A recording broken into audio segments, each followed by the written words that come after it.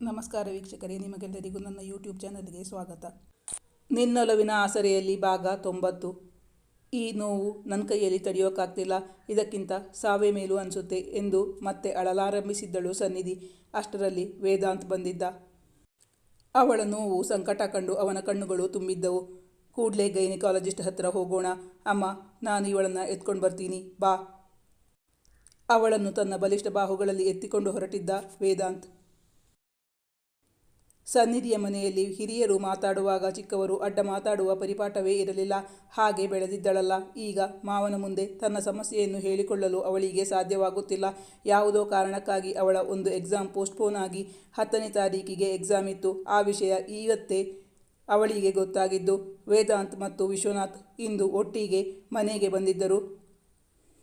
ಮಾತ್ರವಲ್ಲ, ಅವರಿಬ್ಬರು ಮನೆಗೆ ಬರುವಾಗ ತುಂಬ ಲೇಟ್ ಆಗಿತ್ತು. ಅವಳಿಗೆ ಅವನೊಂದಿಗೆ ಮಾತಾಡಲು ಸಾಧ್ಯವಾಗಿರಲಿಲ್ಲ. ಅದನ್ನು ಮನೆಯವರಾರ ಬಳಿಯೂ ಹೇಳಲು ಆಗಿರಲಿಲ್ಲ. ಹೇಗೂ ಸನ್ನಿಧಿಯ ಎಕ್ಸಾಮ್ 8ನೇ ತಾರೀಕಿಗೆ ಮುಗಿಯುತ್ತಲ್ಲ, ಆದ್ದರಿಂದ 10ನೇ ತಾರೀಕಿಗೆ ಫಂಕ್ಷನ್ ಇಟ್ಕೊಳ್ಳೋಣ ಅಂತ ನಾನು ಛತ್ರ ಬುಕ್ ಮಾಡಿಬಿಟ್ಟು ಅಡ್ವಾನ್ಸ್ ಕೊಟ್ಬಿಟ್ಟೆ ಬಂದೆ, ವಿಶ್ವನಾಥ್ ಅವರು ಹೇಳಿದರು. ವೇದಾಂತ್ ಅವಳ ಪಕ್ಕದಲ್ಲಿ ಕುಳಿತಿದ್ದರೆ ಏನಾದರೂ ಮಾಡಬಹುದಿತ್ತು. ಆದರೆ ಅವನು ಅವಳಿಗೆ ಎದುರಾಗಿ ಕುಳಿತಿದ್ದ. ಈಗ ತನಗೆ ಎಕ್ಸಾಮ್ ಪೋಸ್ಟ್ಪೋನ್ ಆಗಿರುವ ವಿಚಾರ ಹೇಳದೆ ನಿರ್ವಾಹವೇ ಇರಲಿಲ್ಲ ಸನ್ನಿಧಿಗೆ. ಅವಳಿಗೆ ಈಗಲೂ ಮಾವನ ಮುಂದೆ ಮಾತಾಡಲು ತುಂಬ ಭಯವಾಗುತ್ತಿತ್ತು. ಪಾಪ, ಅವಳಿಗೆ ಹೇಳಬೇಕೆಂದರೂ ಹೇಳಲು ಸಾಧ್ಯವೇ ಆಗುತ್ತಿಲ್ಲ. ಊಟ ಮುಗಿಸಿ ಅವಳು ತನ್ನ ಪಾಡಿಗೆ ಸ್ಟಡಿ ರೂಮ್ನಲ್ಲಿ ಕುಳಿತು ಓದಿಕೊಳ್ಳುತ್ತಿದ್ದಳು. ಆದರೆ ಅವಳಿಗಿಂದು ಏಕಾಗ್ರತೆಯಿಂದ ಓದಲು ಸಾಧ್ಯವಾಗುತ್ತಿಲ್ಲ. ಪುಸ್ತಕದಲ್ಲಿದ್ದ ಶಬ್ದಗಳನ್ನು ಓದುತ್ತಿದ್ದರು. ಅದು ಒಂದು ಸ್ವಲ್ಪವೂ ತಲೆಯೊಳಗೆ ಹೋಗುತ್ತಿರಲಿಲ್ಲ. ಅವಳು ಬೇರೆ ವಿಚಾರಕ್ಕೆ ಟೆನ್ಷನ್ ಮಾಡಿಕೊಳ್ಳುತ್ತಿದ್ದಾಳಲ್ಲ. ವೇದಾಂತ್ ಮತ್ತು ವಿಶ್ವನಾಥ್ ಯಾವುದೋ ವಿಷಯದ ಬಗ್ಗೆ ಗಹನವಾಗಿ ಮಾತುಕತೆ ಮಾಡುತ್ತಿದ್ದುದರಿಂದ ಅವನಿನ್ನೂ ರೂಮ್ಗೆ ಬಂದಿರಲಿಲ್ಲ. ಅವಳು ಅವನಿಗಾಗಿಯೇ ಕಾಯುತ್ತಿದ್ದಳು. ಸನ್ನಿಧಿಗೆ ಸ್ಟಡಿ ರೂಮ್ನಲ್ಲಿ ಕುಳಿತು ಓದಲು ಸಾಧ್ಯವಾಗದೆ ಬೆಡ್ರೂಮ್ನಲ್ಲಿ ಕುಳಿತು ಓದತೊಡಗಿದಳು. ವೇದಾಂತ್ ಮಾತುಕತೆ ಮುಗಿಸಿ ರೂಮ್ಗೆ ಬರುವಾಗ ರಾತ್ರಿ 10:30 ಗಂಟೆ ಕಳೆದಿತ್ತು. ಪತ್ನಿ ರೂಮ್ನಲ್ಲಿ ಬೆಡ್ನ ಮೇಲೆ ಕುಳಿತು ಓದುತ್ತಿರುವುದನ್ನು ಕಂಡು ಅವನಿಗೆ ಆಶ್ಚರ್ಯವಾಯಿತು. ಯಾಕೆ ಸಾನು, ಬೆಡ್ ಮೇಲೆ ಕೂತ್ಕೊಂಡು ಓದ್ತಾ ಇದ್ದೀಯಾ? ನಿದ್ದೆ ಬರ್ತಾ ಇದೆಯಾ? ನಿದ್ದೆ ಬರುವ ಹಾಗಿದ್ರೆ ಮಲಗು, ನಾಳೆ ಬೆಳಿಗ್ಗೆ ಬೇಗ ಎಬ್ಬಿಸ್ತೀನಿ ಎಂದು ಸನ್ನಿಧಿಯ ಬಳಿ ಹೇಳಿದ ವೇದಾಂತ್. ನಾನು ಬೆಡ್ರೂಮಲ್ಲಿ ಕೂತು ಓದಲ್ಲ, ಯಾಕೆಂದರೆ ಬೆಡ್ ಕಂಡ್ರೆ ತಕ್ಷಣ ನನಗೆ ನಿದ್ದೆ ಬಂದುಬಿಡುತ್ತೆ ಎಂದು ಹೇಳಿ ಸನ್ನಿಧಿ ಯಾವಾಗಲೂ ಸ್ಟಡಿ ರೂಮ್ನಲ್ಲಿ ಕುಳಿತು ಓದುತ್ತಿದ್ದಳು. ಆದರೆ ಇಂದು ಅದಕ್ಕೆ ತದ್ವಿರುದ್ಧವಾಗಿ ವರ್ತಿಸಿದ್ದರಿಂದ ಅವನು ಪ್ರಶ್ನೆ ಮಾಡಿದ್ದ. ಅವನನ್ನು ಕಾಣುತ್ತಲೇ ಇಷ್ಟು ಹೊತ್ತು ಅವಳು ತಡೆಹಿಡಿದಿದ್ದ ಭಾವನೆಗಳೆಲ್ಲ ಕಣ್ಣೀರ ರೂಪವಾಗಿ ಅವಳ ಕಣ್ಣಂಚು ಒದ್ದೆ ಆದಾಗ ಅವನಿಗೆ ಆಶ್ಚರ್ಯವಾಯಿತು. ಅವನು ಯಾವಾಗಲೂ ಸಂಜೆ 7:30 ಗಂಟೆಗೆಲ್ಲ ಮನೆಗೆ ಬಂದು ಬಿಡುತ್ತಿದ್ದ. ಆದರೆ ಇಂದು ರಾತ್ರಿ 9 ಗಂಟೆಯ ಸಮೀಪವಾಗಿತ್ತು. ಪಾಪ ಹುಡುಗಿ ತನಗಾಗಿ ಕಾದಿರಬಹುದು. ಲೇಟಾಗಿ ಬಂದದ್ದು ಮಾತ್ರವಲ್ಲದೆ ಒಮ್ಮೆಯೂ ಅವಳನ್ನು ಮಾತಾಡಿಸದೆ ಹಾಗೆ ಊಟ ಮಾಡಿ ತಂದೆಯೊಂದಿಗೆ ಮಾತಾಡಿ ಈಗ ಲೇಟಾಗಿ ಬಂದಿದ್ದನಲ್ಲ.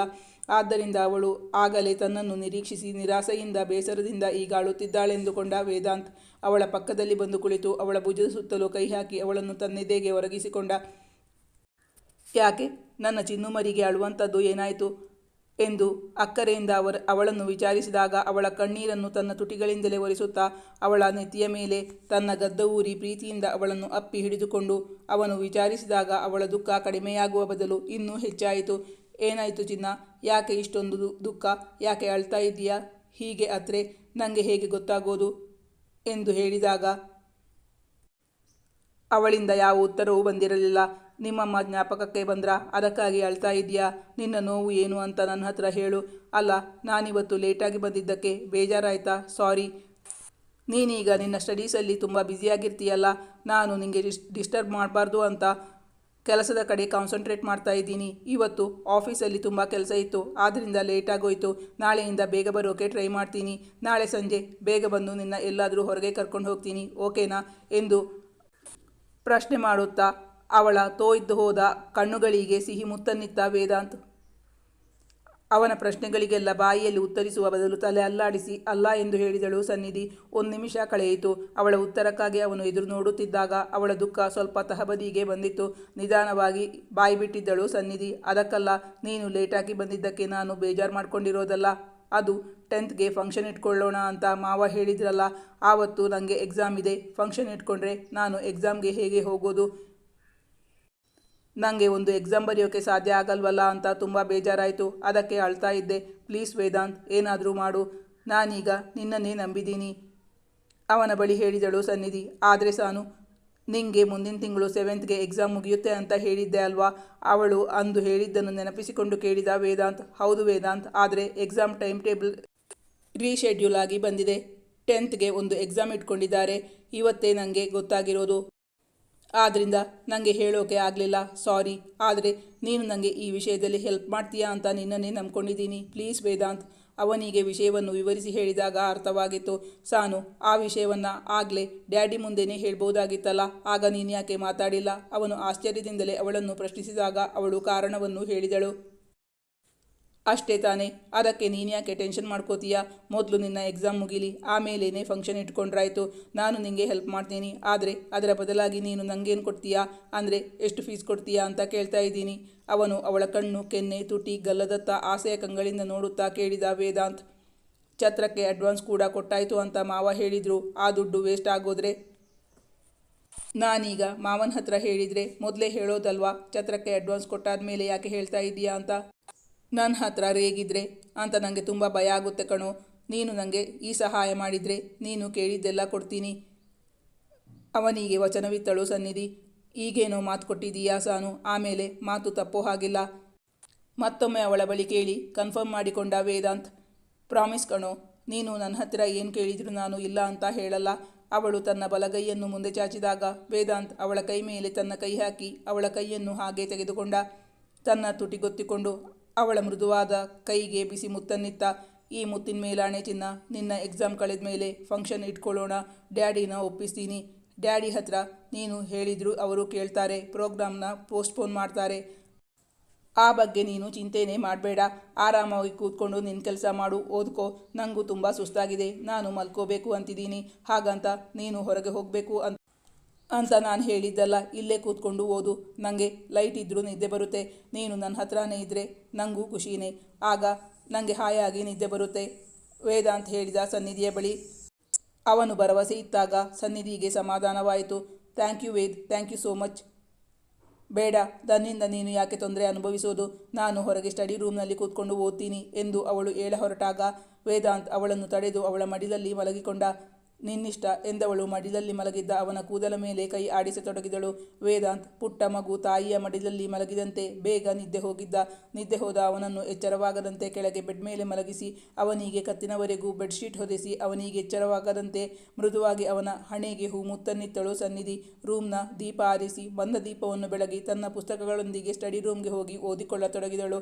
ಅವಳು ಮತ್ತೆ ಮಲಗಲೆಂದು ಬಂದಾಗ ವೇದಾಂತ್ ಒಳ್ಳೆಯ ಸಕ್ಕರೆ ನಿದ್ದೆಯಲ್ಲಿದ್ದ. ವೇದಾಂತ್ ಅವಳಿಗೆ ಮಾತು ಕೊಟ್ಟಂತೆ ತಂದೆಯ ಬಳಿ ಅವಳ ಎಕ್ಸಾಮ್ ಬಗ್ಗೆ ಹೇಳಿ ಫಂಕ್ಷನನ್ನು ಪೋಸ್ಟ್ಪೋನ್ ಮಾಡಿಸಿದ್ದ. ಆ ವಿಷಯ ತಿಳಿಯುತ್ತಲೇ ಸನ್ನಿಧಿ ಅವನನ್ನು ಬಿಗಿದಪ್ಪಿ ಹಿಡಿದು ತನ್ನ ಸಂತೋಷವನ್ನು ವ್ಯಕ್ತಪಡಿಸಿದಳು. ವೇದಾಂತ್ ತನ್ನ ಕಸಿನ್ ಸಿಸ್ಟರನ್ನು ಹುಡುಕಲೋಸ್ಕರ ಚೆನ್ನೈಗೆ ಹೋಗಿದ್ದ. ಆ ಬಳಿಕ ತನ್ನ ಮದುವೆಯ ಓಡಾಟದಲ್ಲಿ ಬ್ಯುಸಿಯಾಗಿದ್ದನಲ್ಲ, ಅದರಿಂದಾಗಿ ಅವನ ಬಿಸ್ನೆಸ್ ಕಮಿಟ್ಮೆಂಟ್ಗಳು ಸ್ವಲ್ಪ ಏರುಪೇರಾಗಿತ್ತು. ಆದ್ದರಿಂದ ಅವನು ಈಗ ಆ ಕೆಲಸದತ್ತ ಗಮನ ಹರಿಸಿದ್ದ. ಸನ್ನಿಧಿ ವೇದಾಂತ್ನ ಮನೆಗೆ ಬಂದು 2 ದಿನಗಳು ಕಳೆದಿದ್ದವು. ಅಂದು ಬೆಳಗ್ಗೆ ವೇದಾಂತ್ ಆಫೀಸ್ಗೆ ಹೊರಟಾಗ ಗೇಟಿನವರೆಗೂ ಬಂದು ಅವನನ್ನು ಬೀಳ್ಕೊಟ್ಟಿದ್ದಳು ಸನ್ನಿಧಿ. ಇವತ್ತು ಮಧ್ಯಾಹ್ನ ಊಟಕ್ಕೆ ಮನೆಗೆ ಬರ್ತೀನಿ, ಒಟ್ಟಿಗೆ ಕೂತು ಊಟ ಮಾಡೋಣ ಸಾನು ಎಂದು ಹೇಳಿ ಅವಳಿಗೆ ಬಾಯ್ ಹೇಳಿ ಕಾರ್ ಹತ್ತಿ ಹೊರಟು ಹೋಗಿದ್ದ ವೇದಾಂತ್. ಅವನ ಕಾರು ಕಣ್ಮರೆ ಆಗುವವರೆಗೂ ಕೈ ಬೀಸುತ್ತಲೇ ನಿಂತಿದ್ದಳು ಸನ್ನಿಧಿ. ಬಳಿಕ ತನ್ನ ಓದಿನತ್ತ ಗಮನ ಹರಿಸಿದ್ದಳು. ಓದುತ್ತಾ ಕುಳಿತವಳಿಗೆ ಸುಮಾರು 11 ಗಂಟೆ ಆಗಿತ್ತೇನೋ. ಇದ್ದಕ್ಕಿದ್ದಂತೆ ಹೊಟ್ಟೆ ನೋವಾಗಲು ಶುರುವಾಗಿತ್ತು. ಅವಳಿಗೆ ಪೀರಿಯಡ್ ಶುರುವಾಗಿತ್ತು. ಸಮಯ ಸರಿದಂತೆ ಅವಳ ಹೊಟ್ಟೆ ನೋವು ಜಾಸ್ತಿಯಾಗತೊಡಗಿತು. ಕುಳಿತು ಓದುವುದೇ ಕಷ್ಟ ಎನಿಸಿದಾಗ ಬಂದು ಬೆಡ್ ಮೇಲೆ ಮಲಗಿಕೊಂಡಳು. ವಾಂತಿಯಾಗುವಂತೆ ಆಗುತ್ತಿತ್ತು ಸನ್ನಿಧಿಗೆ. ಹೊಟ್ಟೆ ನೋವು ಸಂಕಟದಿಂದಾಗಿ ಮಲಗಲು ಕಷ್ಟವಾಗುತ್ತಿತ್ತು. ಅಷ್ಟು ಹೊಟ್ಟೆ ನೋವಾಗತೊಡಗಿದಾಗ ನೋವು ತಡೆಯಲಾಗದೆ ಅವಳ ಕಣ್ಣುಗಳು ತುಂಬಿ ಹರಿಯಲಾರಂಭಿಸಿತ್ತು. ಅವಳ ತಲೆದಿಂಬು ಒದ್ದೆಯಾಗುತ್ತಿತ್ತು. ನೋಡಿದರೆ ತನ್ನ ಸೆಲ್ಫೋನ್ ಸ್ಟಡಿ ರೂಮ್ನಲ್ಲಿ ಬಿಟ್ಟು ಬಂದು ಮಲಗಿಕೊಂಡಿದ್ದಳು. ಅಲ್ಲಿಂದ ಎದ್ದು ಹೋಗಲು ಸಾಧ್ಯವಾಗದಷ್ಟು ಹೊಟ್ಟೆ ನೋವು ಸನ್ನಿಧಿಗೆ. ನೋವು ತಡೆಯಲಾಗದೆ ಬೆಡ್ ಮೇಲೆ ಹೊರಳಾಡುತ್ತಿದ್ದಳು. ಯಾವುದೋ ಕಾರಣಕ್ಕೆ ಮೇಲಕ್ಕೆ ಬಂದ ಕುಸುಮ ಅವರಿಗೆ ಸನ್ನಿಧಿ ನೋವಿನಿಂದ ಮುಲುಗುಟ್ಟುವ ಸದ್ದು ಕೇಳಿ ಅವರು ನೇರವಾಗಿ ಅವಳ ರೂಮ್ಗೆ ಬಂದಿದ್ದರು. ಅಳುತ್ತಾ ನೋವು ತಡೆಯಲಾರದೆ ಹೊಟ್ಟೆಯನ್ನು ಮುಕ್ಕಿ ಹಿಡಿದುಕೊಂಡು ಬೆಡ್ ಮೇಲೆ ಒದ್ದಾಡುತ್ತಾ ಮಲಗಿದ್ದ ಸನ್ನಿಧಿಯನ್ನು ಕಂಡು ಕುಸುಮ ಅವಳತ್ತ ಧಾವಿಸಿ ಬಂದಿದ್ದರು. ಹೊಟ್ಟೆ ನೋವಾಗ್ತಿದ್ಯಾ ಸಾನು? ಯಾವಾಗಿಂದ ಶುರುವಾಯಿತು? ಆಗಲೇ ನನ್ನ ಕರೆದು ಹೇಳಬಾರ್ದಾಗಿತ್ತಾ ಎಂದು ಅವಳನ್ನು ಪ್ರಶ್ನಿಸಿದರು. ಹ್ಞೂ ಆಂಟಿ, ಅದು ಮಾಮೂಲಿ ಹೊಟ್ಟೆ ನೋವು ಅಂತ ಹೇಳಿಲ್ಲ, ಸುಮ್ಮನಾಗಿದ್ದೆ. ಆದರೆ ಈಗ ಯಾಕೋ ತಡೆಯೋಕೆ ಸಾಧ್ಯ ಆಗ್ತಾ ಇಲ್ಲ. ಅಳುತ್ತಲೇ ನಿಧಾನವಾಗಿ ಮೆಲುದನಿಯಲ್ಲಿ ಉತ್ತರಿಸಿದ್ದಳು ಸನ್ನಿಧಿ. ಅತ್ತು ಅವಳ ಕಣ್ಣುಗಳು ಕೆಂಪಡರಿದ್ದವು. ಅವಳ ಮುಖದ ತುಂಬ ಬೆವರ ಹನಿಗಳು ಶೇಖರಣೆಯಾಗಿದ್ದವು. ಈಗಲೇ ನಿನ್ನ ಹಾಸ್ಪಿಟಲ್ಗೆ ಕರ್ಕೊಂಡು ಹೋಗೋಣ ಅಂದರೆ ಕಾರಿದೆ ಕಂದ, ಆದರೆ ಡ್ರೈವರ್ ಇಲ್ಲ. ನಾನೀಗಲೇ ವೇದ್ಗೆ ಕಾಲ್ ಮಾಡ್ತೀನಿ, ಅವನ ಹತ್ರ ಬರೋಕೆ ಹೇಳ್ತೀನಿ ಎಂದು ಹೇಳಿದ ಕುಸುಮ ಅವರು ಮತ್ತೆ ಒಂದು ಕ್ಷಣವೂ ತಡ ಮಾಡದೆ ವೇದಾಂತ್ಗೆ ಕಾಲ್ ಮಾಡಿ ಅರ್ಜೆಂಟಾಗಿ ಮನೆಗೆ ಬಂದ್ಬಿಡಪ್ಪ ಎಂದು ಹೇಳಿದ್ದರಿಂದ ಅವನು ಗಾಬರಿಯಾಗಿ, ಯಾಕಮ್ಮ ಏನಾಯಿತು ಎಂದು ಪ್ರಶ್ನಿಸಿದಾಗ, ಏನೂ ಇಲ್ಲ, ಬೇಗ ಬಾ, ಸಾನು ಯಾಕೋ ನಿನ್ನ ನೋಡಬೇಕು ಅಂತ ತುಂಬ ಅಳ್ತಾ ಇದ್ದಾಳೆ ಎಂದು ಹೇಳಿದ್ದರು ಕುಸುಮ. ಕುಸುಮ ಅವರಿಗೆ ಡ್ರೈವಿಂಗ್ ಬರುತ್ತಿರಲಿಲ್ಲ. ಇಲ್ಲದಿದ್ದರೆ ಅವರೇ ಸೊಸೆಯನ್ನು ವೈದ್ಯರ ಬಳಿ ಕರೆದೊಯ್ಯುತ್ತಿದ್ದರೇನೋ. ಈಗಲೇ ಹೊರಟೆ ಎಂದವನು ಕರೆ ಸ್ಥಗಿತಗೊಳಿಸಿದ್ದ. ಕುಸುಮ ಮೊದಲು ಫ್ಯಾನ್ ಸ್ವಿಚ್ ಆನ್ ಮಾಡಿದರು.